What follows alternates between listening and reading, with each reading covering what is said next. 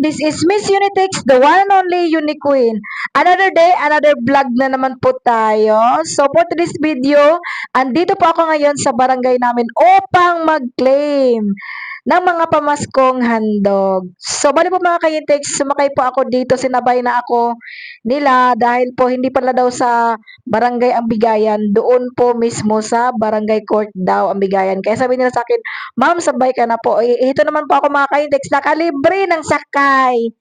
So, ayun na nga po mga ka-Unitex, andito na ako at ito po yung aking bag. Ayan, nagdala talaga ako ng bag mga ka-Unitex upang nang sa ganun, hindi ako mahirapan kapag na-receive ko na ang pamaskong handog. O, tingnan nyo naman mga ka-Unitex, ang daming tao na nakapila.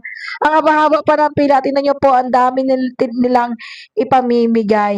Alam niyo po ba mga ka-Unitex, na sobrang blessed ko na dito pa ako nakatira sa Muntinlupa City, which is ito po yung Manila City mga ka-Unitex. Ang saya ko dito mga ka-Unitex dahil ang dami ba namang paayuda dito mga ka-Unitex? Mukhang ayuda ang peg.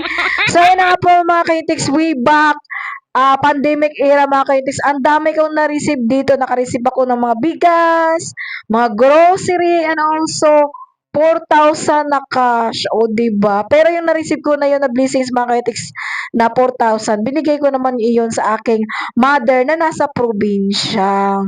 So, ayan na nga po mga ka-Unitex, naka-receive na po ako ngayon ng bigas and also spag. At ito po mga ka-Unitex, puntahan ko lang po ang aming barangay konsihal upang makipag-check hands and also magpasalamat na rin po sa na-receive na pamaskong handog.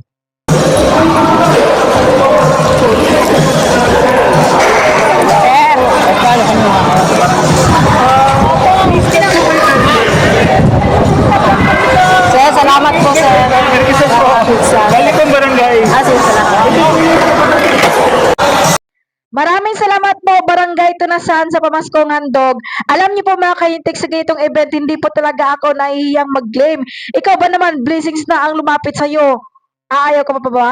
Ngayon po mga ka-Unitex, pauwi na po ako ng bahay. Bye-bye. Love you all.